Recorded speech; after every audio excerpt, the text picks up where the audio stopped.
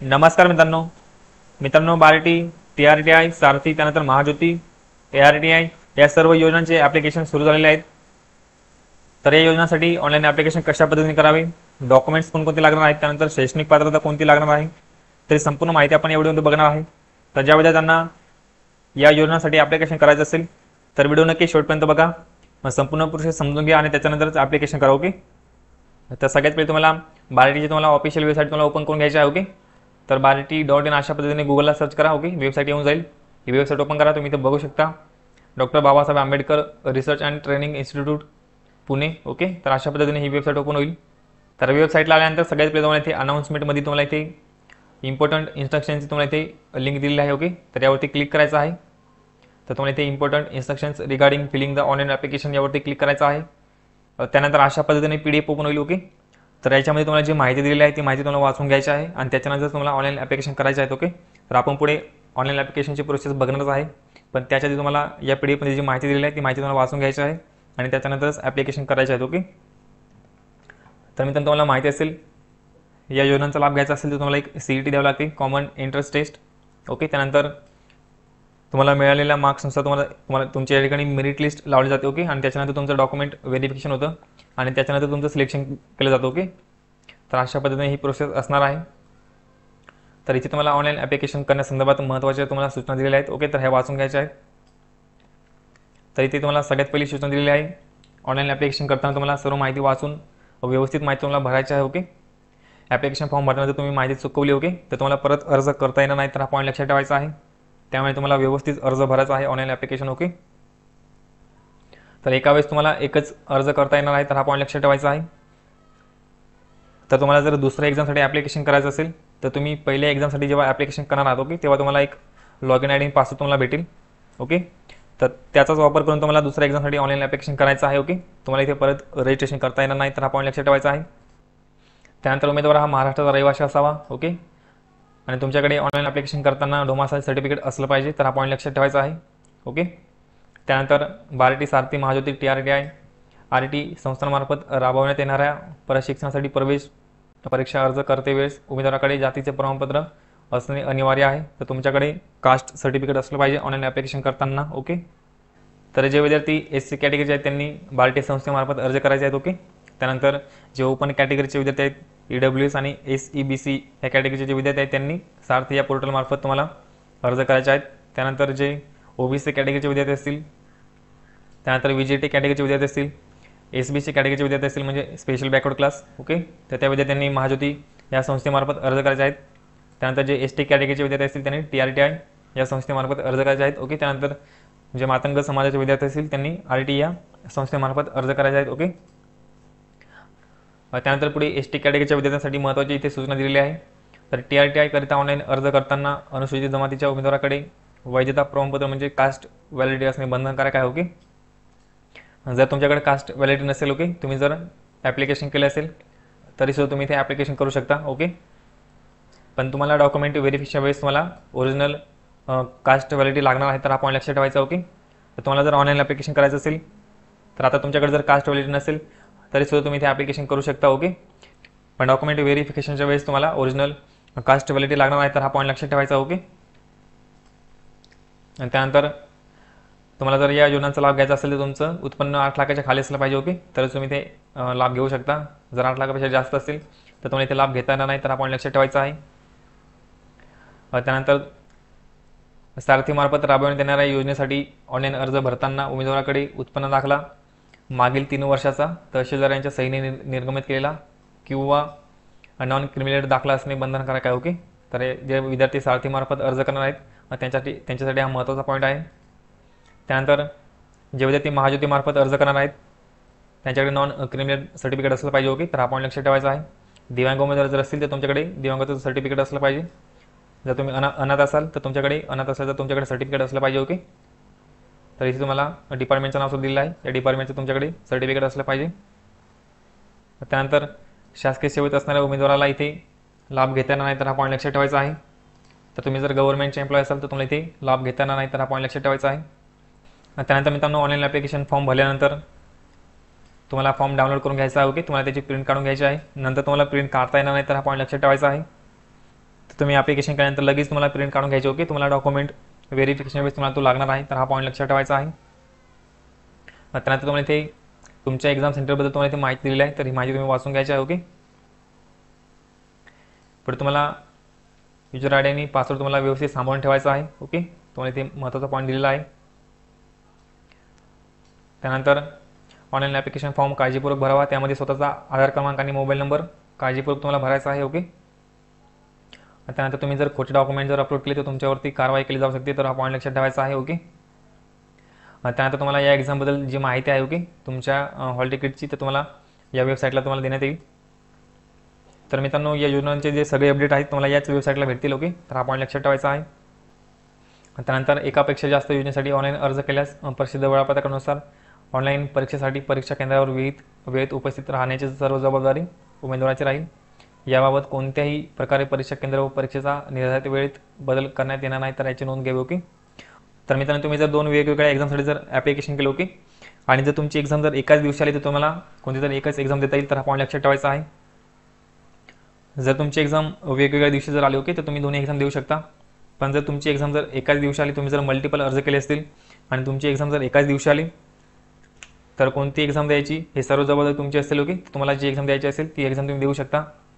पण जर वेगवेगळ्या दिवशी जर आली तर तुम्ही दोन्ही पण एक्झाम देऊ शकता. ओके, तर ही सगळी जबाबदारी तुमची स्वतःची असेल. ओके, त्यानंतर CET एक्झाम झाल्यानंतर मित्रांनो तुमचे डॉक्युमेंट व्हेरिफिकेशन होईल. ओके, डॉक्युमेंट व्हेरिफिकेशन झाल्यानंतर तुमची अंतिम निवड यादी या ठिकाणी प्रसिद्ध करण्यात येईल. ओके, जर तुम्ही डॉक्युमेंट व्हेरिफिकेशन केलं नाही तर तुम्हाला इथे तुमची निवड रद्द करण्यात येईल, तर हा पॉईंट लक्षात ठेवायचा. ओके, त्यानंतर तुमची एक्झाम झाल्यानंतर तुमचा रिझल्ट किमान 7 ते 10 दिवसामध्ये लावण्यात येईल. ओके, तर तुम्हाला बार्टीची जी ऑफिशियल वेबसाईट आहे, ओके, ती तुम्हाला चेक करावं लागेल. ओके, एक्झाम झाल्यानंतर तुम्ही 7 ते 10 दिवसामध्ये चेक करू शकता. ओके, तर अशा पद्धतीने हे महत्त्वाचे पॉईंट तुम्ही इथे दिलेले आहेत. त्यानंतर मित्रांनो, हे बाकीचे तुम्हाला इथे महत्त्वाचे पॉईंट दिले आहेत, हे पॉईंट तुम्ही वाचून घ्यायचे आहेत. ओके, तर ही PDF डाउनलोड करून तुम्ही हे सर्व पॉईंट वाचून घ्यायचे आहेत. त्यानंतर तुम्हाला जर मित्रांनो या योजनेचा लाभ घ्यायचा असेल तर तुम्हाला कोणकोणते कागदपत्र लागणार आहेत त्याची तुम्हाला इथे यादी दिलेली आहे. तर तुम्हाला इथे जात प्रमाणपत्र लागणार आहे, म्हणजे तुमचं कास्ट सर्टिफिकेट तुम्हाला इथे लागणार आहे. ओके, त्यानंतर जमातीच्या वैधता प्रमाणपत्र म्हणजे तुमचे कास्ट व्हॅलिडिटी तुम्हाला इथे लागणार आहे. त्यानंतर 10वीचं मार्कशीट किंवा सर्टिफिकेट तुम्हाला इथे लागणार आहे. त्यानंतर 12वीचं मार्कशीट किंवा सर्टिफिकेट तुम्हाला इथे लागणार आहे. पदवीचं मार्कशीट किंवा प्रमाणपत्र तुम्हाला इथे लागणार आहे. ओके, म्हणजे तुमचं डिग्री मार्कशीट किंवा डिग्री सर्टिफिकेट तुम्हाला इथे लागणार आहे. त्यानंतर रहिवासी दाखला म्हणजे तुमचा डोमाचा सर्टिफिकेट तुम्हाला इथे लागणार आहे. त्यानंतर आधार कार्ड तुम्हाला इथे ओरिजिनल लागणार आहे. आधार कार्ड लिंक असलेले मूळ बँक तपशील. ओके, तर तुमचं आधार कार्ड ज्या बँकेला लिंक असेल, ओके, त्या बँकेचं पासबुक तुम्हाला इथे लागणार आहे. ओके, त्यानंतर तुमचा उत्पन्नाचा दाखला तुम्हाला इथे ओरिजिनल लागणार आहे. दिव्यांग उमेदवार असाल तर तुमच्याकडे सर्टिफिकेट असलं पाहिजे. अनंत असाल तर तुमच्याकडे त्याचं सर्टिफिकेट असलं पाहिजे. ओके, ते पण इथे लागणार आहे. त्यानंतर सारथी आणि महाज्योती या संस्थेसाठी जे अर्ज करणार आहेत त्यांना इथे नॉन क्रिमिलियर सर्टिफिकेट लागणार आहे, तर हा पॉईंट लक्षात ठेवायचा आहे. त्यानंतर तुम्हाला खाली एक्झामचे नाव दिलेले आहेत. ओके, आणि ते एक्झामचा लाभ तुम्हाला किती महिने मिळणार आहे त्याचा कालावधी दिलेला आहे. ओके, आणि तुम्हाला कोणता इथे लाभ मिळणार आहे त्याच्याबद्दल तुम्हाला इथे माहिती दिली आहे. तर तुम्ही इथे बघू शकता मोफत प्रशिक्षण, त्यानंतर विद्यावेतन तुम्हाला किती मिळणार आहे, प्रति महिना तुम्हाला किती मिळणार आहे ते इथे दिलेलं आहे. त्यानंतर एका वेळा तुम्हाला किती लाभ मिळणार आहे त्याची माहिती दिलेली आहे. तर तुम्ही ते सर्व एक्झामसाठी इथे बघू शकता. ओके, तर हे तुम्ही तुमच्या लेवलला ही सर्व माहिती वाचून घ्या. ओके, कोणत्या एक्झामसाठी तुम्हाला इथे कोणता लाभ मिळणार आहे. त्यानंतर खाली तुम्हाला इथे टेक्निकल सपोर्ट दिलेला आहे. जर तुम्हाला ऑनलाईन ॲप्लिकेशन करताना जर काही प्रॉब्लेम आला तुम्हाला इथे प्रत्येक संस्थेचा हेल्पलाईन नंबर दिला आहे, यावरती कॉन्टॅक्ट करू शकता. ओके, तर आता आपण ऑनलाईन ॲप्लिकेशन कशा पद्धतीने करावे त्याच्याबद्दल माहिती बघूया. तर सगळ्यात पहिले बार्टीची ऑफिशियल वेबसाईट ओपन करा. ओके, त्यानंतर तुम्हाला या ठिकाणी लेटेस्ट न्यूज तुम्हाला इथे दिसतील. या ठिकाणी तुम्हाला लिंक दिलेले आहेत. ओके, तर इथे तुम्हाला व्ह्यू ऑल यावरती क्लिक करा.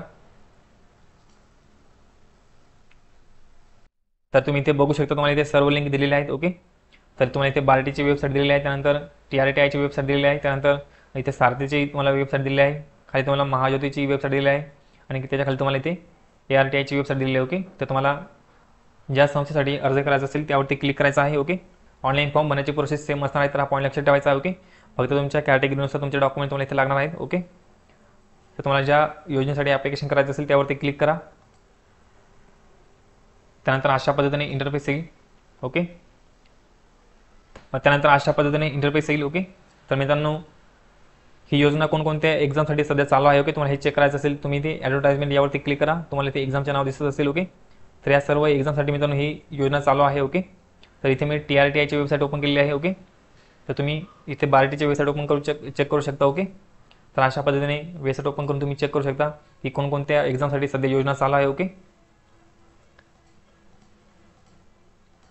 त्यानंतर मित्रांनो तुम्हाला खाली इथे रजिस्ट्रेशनसाठी लिंक दिलेली आहे. ओके, तुम्हाला इथे लॉग इनसाठी इथे लिंक दिलेली आहे आणि खाली तुम्हाला इम्पॉर्टंट डेट्स दिलेले आहेत. तुम्ही कधीपर्यंत ॲप्लिकेशन करू शकता, तर तुम्ही 1 ऑगस्टपासून ते 20 ऑगस्टपर्यंत ॲप्लिकेशन करू शकता. ओके, जर तुम्ही फॉर्मची प्रिंट काढली नसेल तर तुम्ही 25 ऑगस्टपर्यंत फॉर्मची प्रिंट काढू शकता. ओके, तर अशा पद्धतीने महत्त्वाचे डेट्स इथे दिलेले आहेत. ओके, तर तुम्हाला सगळ्यात पहिले इथे रजिस्ट्रेशन करावं लागेल.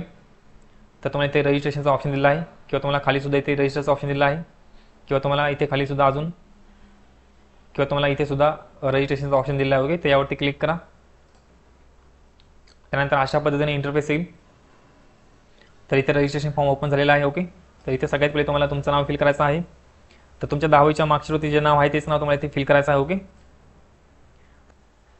तर सगळ्यात पहिले तुमचं स्वतःचं नाव इथे फिल करा. त्यानंतर वडिलांचं नाव फिल करा मिडल नेममध्ये आणि त्यानंतर लास्ट नेम म्हणजे तुमचं आडनाव इथे फिल करायचं आहे. ओके, तर मित्रांनो 10वीच्या मार्कशीटवरती जर तुम्ही नाव बघितलं ओके तर त्याच्यावरती सगळ्यात पहिले आपलं आडनाव असतं. ओके, पण इथे माहिती भरताना सगळ्यात पहिले आपलं स्वतःचं नाव फिल करायचं आहे. ओके, त्यानंतर वडिलांचं नाव फिल करायचं आहे आणि त्यानंतर आपलं आडनाव इथे फिल करायचं आहे. ओके, फक्त स्पेलिंग तुमच्या 10वीच्या मार्कशीटवरती जे आहे तेच असलं पाहिजे. ओके, तर हा पॉईंट लक्षात ठेवायचा आहे. त्यानंतर तुमची डेट ऑफ बर्थ इथे फिल करा. तर तुमच्या 10वीच्या सर्टिफिकेटवरती जे डेट ऑफ बर्थ असेल तिची ते तुम्हाला फिल करून घ्यायचे आहे. ओके, त्यानंतर तुमचा इथे ईमेल ID फिल करा. तोच ईमेल ID खाली इथे परत कन्फर्म करा. त्यानंतर मोबाईल नंबर इथे फिल करा. त्यानंतर परत तुमचा इथे मोबाईल नंबर फिल करा. तोच मोबाईल नंबर फिल करायचा आहे, इथे कन्फर्म करायचा आहे आणि त्यानंतर जनरेट OTP यावरती क्लिक करायचं आहे आणि तुमच्या मोबाईल नंबरला एक OTP येईल. तो OTP तुम्हाला इथे फिल करायचा आहे. ओके, आणि त्यानंतर तुम्हाला इथे कॅप्चा दिलेला आहे, हा कॅप्चा इथे फिल करा आणि पुढे तुम्हाला सबमिट रजिस्ट्रेशन फॉर्म यावरती क्लिक करायचा आहे. सबमिट केल्यानंतर अशा पद्धतीने तुम्हाला इथे मेसेज दिसेल, congratulations your registration is successful. Okay, खाली तुम्हाला तुमचा लॉगिन आणि पासवर्ड दिसेल. ओके, तर लॉगिन ID तुमचा इथे मेल ID दिसेल आणि त्यानंतर पासवर्ड तुम्हाला इथे तुमची डेट ऑफ बर्थ दिसेल. ओके, तर तुम्हाला पासवर्ड चेंज करून घ्यायचा आहे. तर तुम्ही इथे चेंज पासवर्ड यावरती क्लिक करा. त्यानंतर तुमचा ओल्ड पासवर्ड इथे फिल करा. ओके, तुमची पूर्ण डेट ऑफ बर्थ तुमची इथे फिल करा आणि त्यानंतर न्यू पासवर्ड तुम्हाला इथे तयार करून घ्यायचा आहे. ओके, तर तुमचा नवीन पासवर्ड इथे तयार करा. तर इथे एक स्ट्रॉंग पासवर्ड तुम्हाला तयार करून घ्यायचा आहे आणि त्यानंतर परत कन्फर्म पासवर्ड इथे तोच पासवर्ड तुम्ही इथे पुढे फिल करा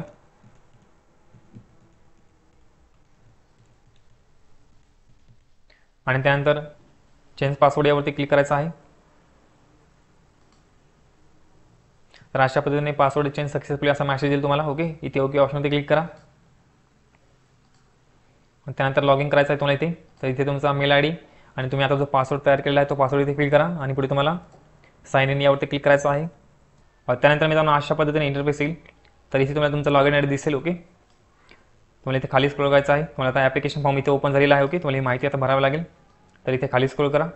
तर इथे बेसिक डिटेल्समध्ये तुमचं नाव, त्यानंतर मिडल नेम, तुमचं last name, date of birth, तर ही माहिती ऑटोमॅटिक इथे आलेली आहे. ओके, आपण रजिस्ट्रेशन करताना जी माहिती भरलेली आहे ती माहिती ऑटोमॅटिक आलेली आहे. तर इथे तुम्हाला तुमचं फादर नेम इथे फिल करावं लागेल. तर तुमच्या 10वीच्या सर्टिफिकेटवरती जसं नाव असेल ते नाव इथे फिल करा. ओके, तुम्हाला तुमच्या वडिलांचं नाव इथे फिल करायचं आहे. तर मित्रांनो संपूर्ण माहिती तुम्ही कॅपिटल लेटर्समध्ये भरू शकता. ओके, तर हा पॉईंट लक्षात ठेवायचा आहे. त्यानंतर आईचं नाव इथे फिल करा. पुढे तुम्हाला नॅशनॅलिटी विचारलेला आहे, इथे नॅशनॅलिटी सिलेक्ट करा. त्यानंतर आधार कार्ड नंबर तुम्हाला इथे फिल करायचा आहे, तुमचा आधार कार्ड नंबर इथे फिल करा. त्यानंतर तुमचा जेंडर तुम्हाला इथे सिलेक्ट करून घ्यायचा आहे. ओके, तर तुमचं इथे जेंडर तुम्ही सिलेक्ट करून घ्या. त्यानंतर मॅरिड स्टेटस, मॅरिड आहात का अनमॅरिड आहात तो ऑप्शन इथे सिलेक्ट करा. त्यानंतर have you change your name, तुम्ही तुमच्या नावात बदल झाला आहे का. ओके, तर इथे येस किंवा नो करायचं आहे. त्यानंतर ॲडव्हान्स डिटेल्स तुम्हाला इथे माहिती भरावं लागेल. तर नेम ऑफ द इन्स्टिट्यूट त्या ठिकाणी तुम्हाला सिलेक्ट करून घ्यायचं आहे. तर तुम्ही ते बघू शकता आपण ST कॅटेगरीसाठी अप्लाय करत आहे त्यामुळे ते TRTI ऑटोमॅटिक आलेलं आहे. ओके, तर इथे तुम्हाला सिलेक्ट करून घ्यायचं आहे. त्यानंतर नेम ऑफ द स्कीम, तुम्हाला जे एक्झामसाठी अप्लाय करायचं आहे ते एक्झामचं नाव तुम्हाला इथे सिलेक्ट करून घ्यायचं आहे. ओके, तर तुम्हाला ते एक्झामचं नाव दिले आहे. तर सध्या या एक्झामसाठी ऑनलाईन ॲप्लिकेशन चालू आहेत. ओके, तर तुम्हाला जे एक्झामसाठी ॲप्लिकेशन करायचं असेल ते तुम्हाला ते सिलेक्ट करून घ्यायचं आहे. त्यानंतर कॅटेगरी तुम्ही ते सिलेक्ट करा. त्यानंतर कॅटेगरी सिलेक्ट केल्यानंतर कास्ट तुम्हाला इथे सिलेक्ट करून घ्यायचे. ओके, तुमचे कास्ट इथे सिलेक्ट करा. त्यानंतर do you have caste certificate, तर इथे तुमच्याकडे कास्ट सर्टिफिकेट आहे का इथे विचारलेलं आहे. ओके, तर इथे येस करा. त्यानंतर कास्ट सर्टिफिकेट नंबर तुम्हाला ते फिल करून घ्यायचा आहे. त्यानंतर तुम्ही कोणत्या ऑथॉरिटीकडून कास्ट सर्टिफिकेट इश्यू केलेलं आहे त्या ऑथॉरिटीचं नाव इथे फिल करायचं आहे. ओके, त्यानंतर कास्ट सर्टिफिकेट इश्यू डिस्ट्रिक्ट, तर तुमच्या जिल्ह्याचं नाव इथे तुम्ही फिल करा. त्यानंतर कास्ट सर्टिफिकेट इश्यू तहसील, तुमच्या तहसीलचं तुम्ही इथे नाव फिल करा. त्यानंतर व्हॅलिडिटी तुमच्याकडे आहे का इथे येस किंवा नो करायचं आहे. त्यानंतर कास्ट व्हॅलिडिटी नंबर तुम्हाला इथे फिल करून घ्यायचा आहे. ओके, त्यानंतर कास्ट व्हॅलिडिटी इश्यू डेट तुम्ही इथे फिल करा. तुम्ही कोणत्या डेटला इश्यू केलेलं आहे ते सर्टिफिकेट, ते डेट इथे फिल करा. तर ही संपूर्ण माहिती तुम्हाला तुमच्या कास्ट व्हॅलिडिटी सर्टिफिकेटवरती भेटून जाईल. ओके, त्यानंतर इश्यूइंग ऑथॉरिटी, तुम्ही कोणत्या ऑथॉरिटीकडून इश्यू केलेलं आहे त्या ऑफिसचं नाव तुम्हाला ते सिलेक्ट करून घ्यायचं आहे. त्यानंतर तुम्ही कोणत्या जिल्ह्यातून कास्ट व्हॅलिडिटी इश्यू केलेलं आहे त्या जिल्ह्याचं नाव इथे फिल करा. त्यानंतर तुमच्या कास्ट व्हॅलिडिटी तहसीलचं नाव इथे फिल करा. ओके, त्यानंतर are you domicile of Maharashtra, तुमच्याकडे डोमासाईल आहे का महाराष्ट्राचं इथे येस किंवा नो करायचं आहे. त्यानंतर do you have domicile certificate of Maharashtra. Okay, तर इथे येस करायचं आहे. त्यानंतर डोमासाईल सर्टिफिकेट नंबर इथे फिल करा.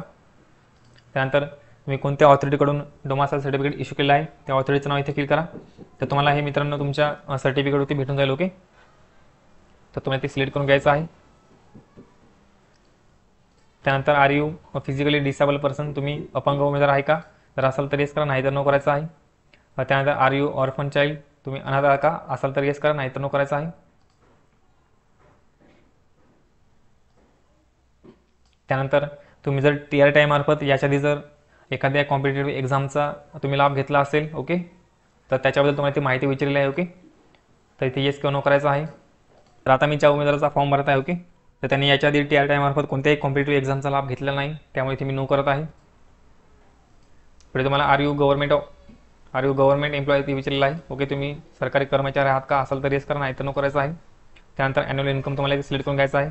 जर 8 लाखाच्या खाली असेल तर पहिला ऑप्शन निवडायचा आहे. त्यानंतर इक्वल टू म्हणजे 8 लाख असेल तर दुसरा ऑप्शन निवडा. त्यानंतर मोर दॅन 8 लाख असेल तर ऑप्शन निवडायचा आहे. पण तुमचं मित्रांनो 8 लाख किंवा 8 लाखापेक्षा खाली उत्पन्न असेल तरच तुम्ही ते लाभ घेऊ शकता, तर हा पॉईंट लक्षात ठेवायचा आहे. ओके, त्यानंतर do you have income certificate. Okay, तुमच्याकडे उत्पन्नाचा दाखला आहे का ते इथे तुम्हाला विचारलेलं आहे. त्यानंतर तुमचं इन्कम सर्टिफिकेट नंबर इथे फिल करा. त्यानंतर तुम्ही कोणत्या ऑथॉरिटीकडून इश्यू केलेलं आहे सर्टिफिकेट त्या ऑथॉरिटीचं नाव इथे फिल करायचं आहे. ओके, आणि त्यानंतर खाली तुम्हाला इथे डिक्लेरेशन दिलं आहे, यावरती टिक करा. आणि त्यानंतर 7 नेक्स्ट यावरती क्लिक करायचं आहे. त्यानंतर अशा पद्धतीने इंटरफेस येईल. तर इथे तुम्हाला कॉन्टॅक्ट डिटेल्स दिसेल, तुमचा मोबाईल नंबर तुम्हाला इथे दिसेल. त्यानंतर तुम्हाला इथे खाली ईमेल आयडी दिसेल. तर तुम्हाला इथे अल्टरनेट मोबाईल नंबर फिल करावा लागेल. ओके, तर हा कंपल्सरी ऑप्शन आहे. तुम्हाला इथे रेड मार्क दिसत असेल तर तुमचा इथे एक अल्टरनेट मोबाईल नंबर इथे फिल करा. ओके, त्यानंतर करस्पॉन्डन्स ॲड्रेस तुम्हाला इथे फिल करायचा आहे. तर इथे तुमचा ॲड्रेस फिल करा. त्यानंतर लँडमार्क तुम्ही इथे फिल करा. पुढे विलेज सिटी तुमच्या गावाचं किंवा सिटीचं नाव इथे फिल करा. त्यानंतर स्टेटचं नाव तुम्हाला इथे सिलेक्ट करून घ्यायचं आहे. त्यानंतर डिस्ट्रिक्ट तुम्ही इथे सिलेक्ट करा. पुढे तुमचा तालुका इथे सिलेक्ट करून घ्यायचा आहे. त्यानंतर पिनकोड इथे फिल करायचा आहे. ओके, त्यानंतर तुमचा परमनंट ॲड्रेस आणि करस्पॉन्डन्स ॲड्रेस जर सेम असेल तर तुम्हाला या बॉक्समध्ये टिक करायचं आहे. ओके, ऑटोमॅटिक तुमचा खाली ॲड्रेस येऊन जाईल. ओके, जर तुमचा परमनंट ॲड्रेस जर वेगळा असेल तर तुम्ही ते टिक करू नका. ओके, तुम्ही ते माहिती फिल करू शकता. त्यानंतर एक्झाम सिटी तुम्हाला इथे निवडून घ्यायचं आहे. तर तुम्हाला इथे 5 एक्झाम सेंटर्स निवडावं लागतील.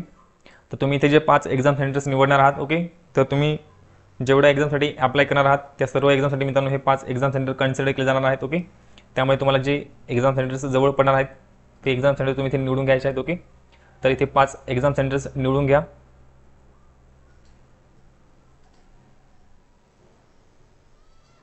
पाच एक्झाम सेंटर्स निवडल्यानंतर पुढे तुम्हाला 7 नेक्स्ट यावरती क्लिक करायचं आहे. त्यानंतर अशा पद्धतीने इंटरफेस येईल. तर इथे तुम्हाला तुमची आता क्वालिफिकेशन डिटेल्स माहिती भरावं लागेल.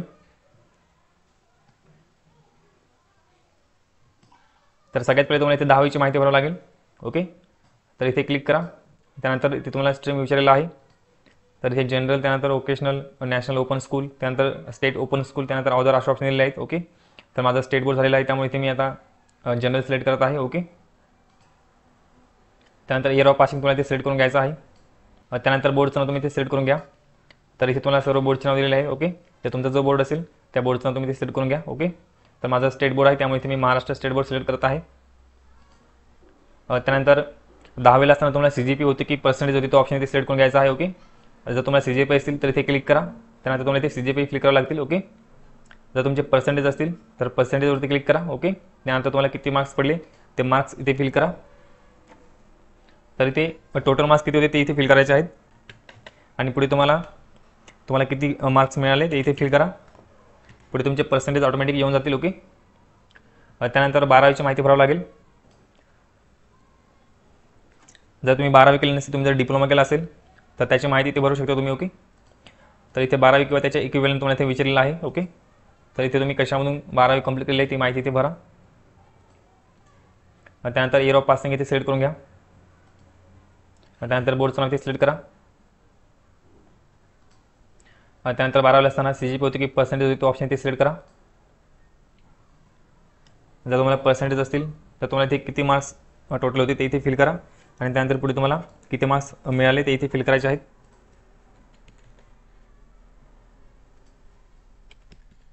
त्यानंतर पुढे तुमचे पर्सेंटेज ऑटोमॅटिक येऊन जातील. त्यानंतर ग्रॅज्युएशनची माहिती तुम्हाला इथे भरावी लागेल. तर इथे तुम्ही स्ट्रीम सिलेक्ट करून घ्या. त्यानंतर इयर ऑफ पासिंग इथे सिलेक्ट करायचं आहे. पुढे तुमच्या बोर्डचं नाव ते सिलेक्ट करून घ्या. जर तुमचा बोर्ड याच्यामध्ये नसेल तर तुम्ही ते ऑदर ऑप्शन सिलेक्ट करून तुम्ही इथे मॅन्युअली फिल करू शकता. ओके, तर अशा पद्धतीने इथे माहिती भरा. पुढे CGPA होती की पर्सेंटेज होती तो ऑप्शन इथे निवडा. त्यानंतर तुमचे मार्क्स इथे फिल करा. पुढे तुम्हाला किती मार्क्स मिळाले ते इथे फिल करा. पुढे तुमचे पर्सेंटेज ऑटोमॅटिक येऊन जातील. ओके, तर अशा पद्धतीने इथे माहिती भरा.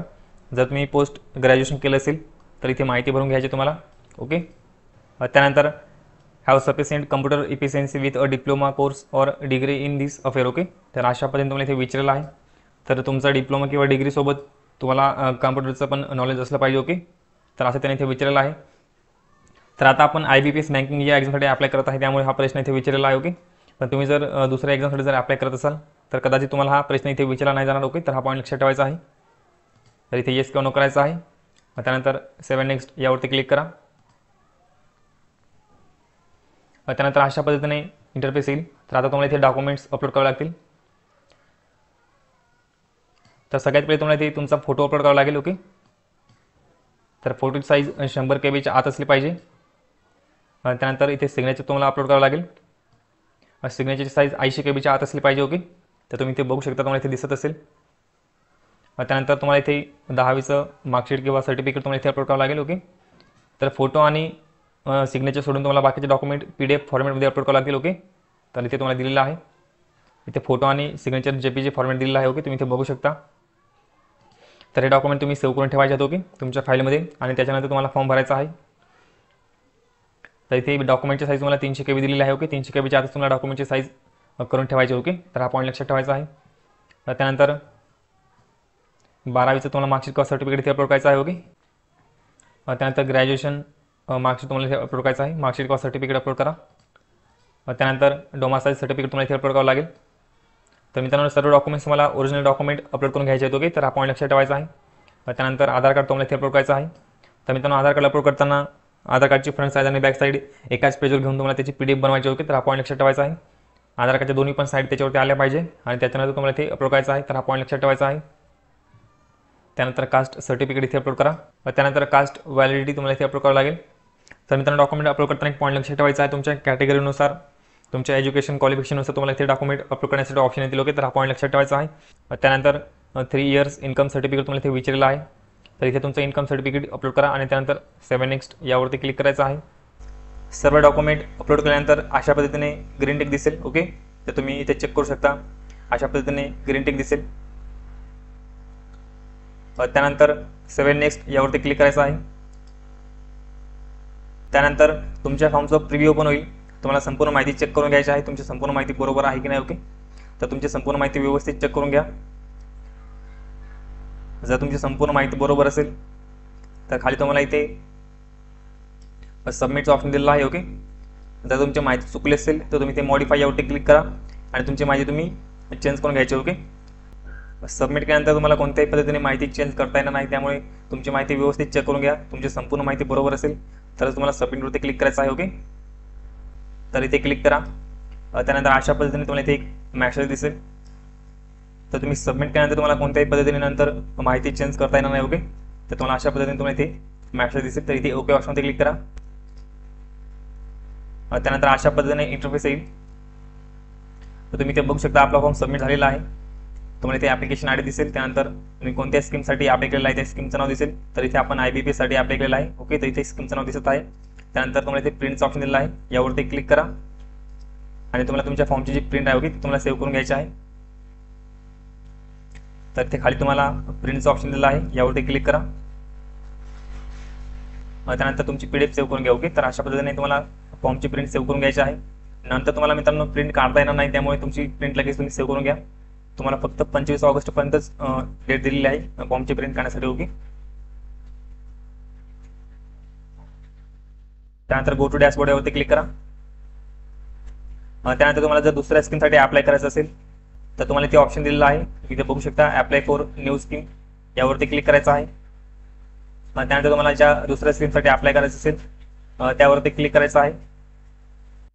त्यानंतर प्रोसीड यावरती क्लिक करायचं आहे. त्यानंतर अशा पद्धतीने ॲप्लिकेशन फॉर्म ओपन होईल. ओके, तर तुम्हाला इथे आता आपण ज्या पद्धतीने ॲप्लिकेशन फॉर्म भरला आहे त्याच पद्धतीने तुम्हाला ॲप्लिकेशन फॉर्म भरावं लागेल. ओके, तर अशा पद्धतीने संपूर्ण माहिती इथे ओपन झालेली आहे. तर इथे तुमचं नाव वगैरे ऑटोमॅटिक आलेलं आहे. तुमच्या वडिलांचं नाव इथे फिल करा. त्यानंतर आईचं नाव फिल करा. नॅशनॅलिटी, तर आपण ज्या पद्धतीने माहिती भरलेली आहे पहिल्या फॉर्ममध्ये त्याच पद्धतीने तुम्हाला माहिती भरावी लागेल. ओके, तर तुम्हाला दुसऱ्या फॉर्मसाठी जर अप्लाय करायचं असेल तर अशा पद्धतीने अप्लाय करा. त्यानंतर शेवटी तुम्हाला सबमिट करावं लागेल. ओके, ज्या पद्धतीने आपण पहिल्या फॉर्मची प्रिंट काढलेली आहे त्याच पद्धतीने तुम्हाला या फॉर्मची पण तुम्हाला प्रिंट काढून घ्यायची. ओके, दुसरा अर्ज भरल्यानंतर अशा पद्धतीने इंटरफेस दिसेल. तुम्ही इथे बघू शकता आपण सगळ्यात पहिले IBPS साठी अप्लाय केलं होतं. तर आता आपण Maharashtra public service commission group B आणि ग्रुप C या एक्झामसाठी अप्लाय केलेला आहे. ओके, तर मित्रांनो अशा पद्धतीने तुम्ही मल्टिपल अर्ज करू शकता. फॉर्म भरण्याची प्रोसेस सेम असणार आहे. ओके, आपण ज्या पद्धतीने पहिला फॉर्म बघितलेला होता ओके त्याच पद्धतीने तुम्हाला दुसरा फॉर्म भरावा लागेल. ओके, तर इथे तुम्हाला प्रिंटचं ऑप्शन दिलेलं आहे. तुम्ही प्रिंट काढायला विसरू नका. ओके, जर तुमचं सिलेक्शन झालं तर तुम्हाला मित्रांनो जर तुमचं दोन्ही एक्झामसाठी जर सिलेक्शन झालं ओके तर तुम्हाला एकच एक्झामचा लाभ घेता येईल. तर हा पॉईंट लक्षात ठेवायचा आहे. तुम्हाला दोन्ही एक्झामचा लाभ घेता येणार नाही. ओके, तर अशा पद्धतीने स्टेप बाय स्टेप ॲप्लिकेशन कशा पद्धतीने करायचं आपण संपूर्ण माहिती बघितलेली आहे. आय होप तुम्हाला सर्व पॉईंट समजले असतील. तर तुम्हाला मित्रांनो या वेबसाईटला सर्व लिंक दिलेले आहेत. ओके, तुम्हाला ज्या संस्थेसाठी अप्लाय करायचं असेल तर तुम्ही इथे अप्लाय करा. ओके, तर व्हिडिओ जर आवडला असेल तर नक्की लाईक करा. आपल्या चॅनलवरती जर पहिल्यांदा असेल तर आपल्या चॅनलला सबस्क्राईब करून ठेवा. तर चला मित्रांनो भेटूया पुढच्या व्हिडिओमध्ये. धन्यवाद.